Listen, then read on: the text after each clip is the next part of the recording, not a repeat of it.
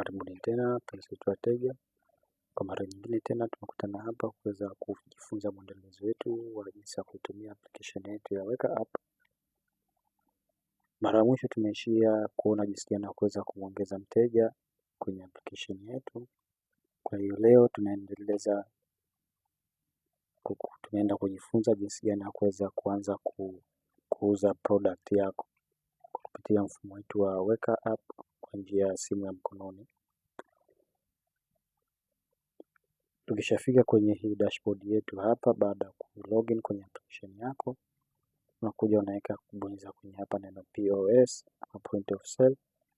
Ukishabonyeza hapa, unaanza kuona list ya products zako zile zote ambazo ulizoziingiza kwenye mfumo wetu.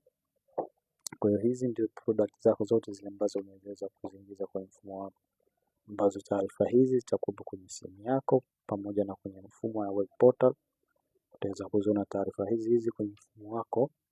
Kwa hiyo hapa tukishafika eneo hili, tukitaka kuuza bidhaa aina yoyote, tunabinya plus button hii hapa na alama ya kujumlisha, nayo bidhaa itaenda kuingia kwenye kati yako. Utauza bidhaa hiyo, utaweka na hii jeans moja, utaweka na Huawei Mate, bidhaa 3 hizo. Tukitaka kucheck out, tunaweza kupiga hapa check out and review, au tukapiga hii alama ya kikati hiki ya kitoroli yenye hapa. Tukibinya hapa, tunaona list zile products zetu zote ambazo tuliziadd. Hapa pia unaweza kuongeza idadi ya product zako ama kupunguza, na vile vile ama kuzitoa kabisa. Unaweza kutoa moja moja kama hivi, remove, ama unaweza kuzitoa kwa pamoja kama hivi, empty cart kama hivi.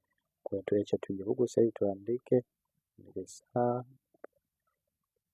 tayari tumeshaijaza, tukaweka Huawei Mate, tukena hii, afu tukaweka review and checkout, pengine suruali jinsi na nike 5, niweke Huawei na jili moja, black sana mpya na 5 kwa jinsi. Tunapata kuona total yetu ni hapa 475. Na continue to checkout. Na kwenye continue to checkout hapa sasa ndio zile taarifa zile ambazo tulizijaza za mteja. Customers zinatakiwa tuje hapa tumchague na gani kwa vitu tunauza kwa mteja gani. Tukichagua hapa tunaanza kuona majina yetu mawili vile Maulid tulimsave katika tutorial iliyopita na Jamila.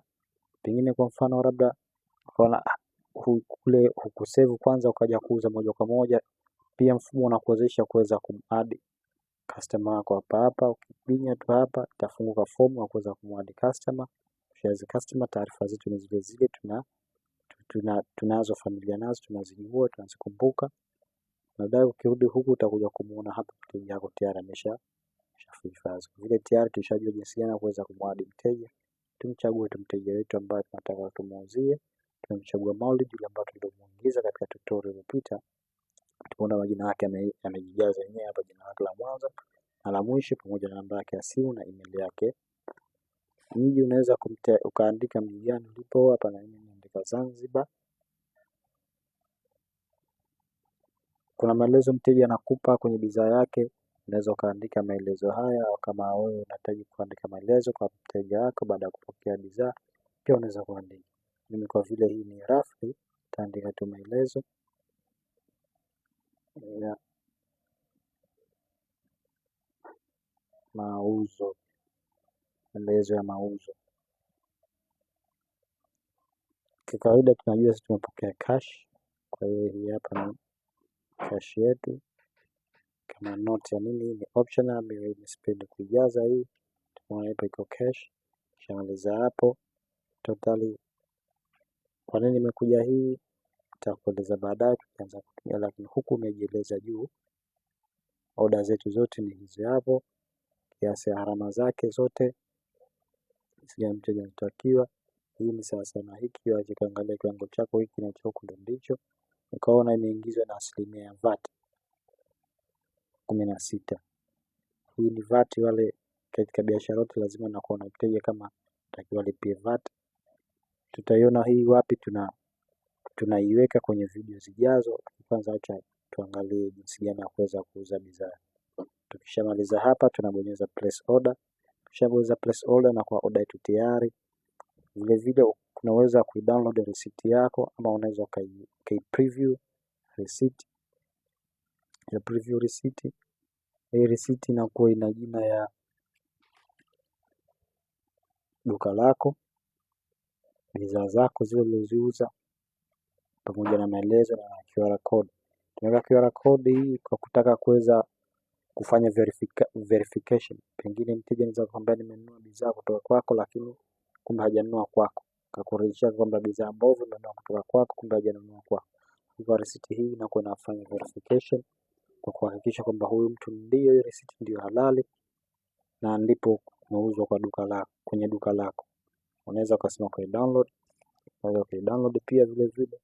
Alafu ukisha download kwa njia PDF, ukaweza kumtumia mtu ambaye unataka kumtumia. Acha ngoja niangalie mimi na nitamtumia hapa. Chagua testing ya test, chagua huyu, nitatuma ya test, alafu nitaifuta baadaye. Baada ya kumaliza video nataka muione tu. Ukishafungua hapa unaanza kuiona. Unaweza kuizoom sasa. Wale notes zile maelezo ya mauzo tumeona. Hii ndio QR code yetu. Hii ndio. Hapa ndipo tunapoweza kujua kama hii imetoka kwetu ama kutoka kwetu. Kwenye tunaona kuna duka la, kuna idadi ya, kuna jina la duka letu, kuna namba ya simu ya duka letu, kuna receipt namba hii kama mtaikumbuka. Ndio hii hapa chini, namba receipt, tarehe ambayo iliyouzwa bidhaa na muda na saa, na vile vile send ID ambayo inakuwa ni unique. Mteja wetu, email yake na taarifa zake pamoja na namba yake ya simu. Tunapata item. Receipt hii unaweza kama una POS yako umenunua, ama vile printer zile ndogo za simu, unaweza kuiprint ikatoka nzuri tu kama tunavyoiona, inaonekana vizuri tu, high quality. Kwa leo naomba tuishie hapa. Karibu tena kwa video nyingine, muendelezo wa video nyingine. Asanteni na kutakieni biashara njema.